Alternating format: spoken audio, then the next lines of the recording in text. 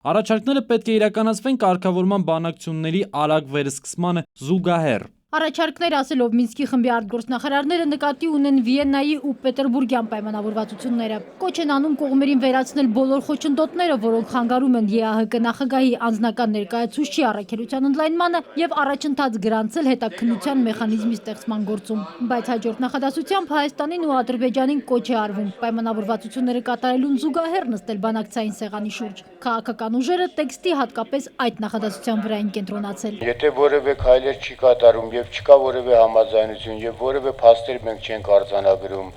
ինչ է նշանակում զուգահեռ։ Մենք պետք է փաստ տեսնենք, որ ձգտում կա կամ կա այդ ամեն պայմանավորվածությունները կատարելու համար։ Նույնը կրկնում են նաև մյուս ուժերը՝ նախ պայմանավորվածության կատարում, հետո հանդիպում։ Պայմանավորվածությունները կատարվեն, հետո նոր հնարավոր լինի քայլ առ քայլ գնալ առաջ։ Բնականաբար ԵԱՀԿ-ն ուզում է արդյունք ցույց տա, բայց մենք էլ ասում ենք, որ այդպես չի բանը։ Մենք ասում ենք, որ խնդիրը կայանում է նրանում, որ եթե ես այդ մեխանիզմները առանց ներդնելու բանակցություն սեղանի շուրջն եմ նստում, դա որևէ օգտակար բան չի տա։ Պատգամավորները պնդում են, միջնորդները նախ պետք է հավասարության նշանը հանեն, հստակ ասեն, ում պատճառով է, որ չեն կատարվում պայմանավորվածությունները։ Դրանից հետո միայն հնարավոր կլինի բանակցել։ Այս իրավիճակում ոչ մի հանդիպում արդյունք չի տա։ Շաքե Ղազարյան, Խաչատուր Եսայան, ժամը լրատվական։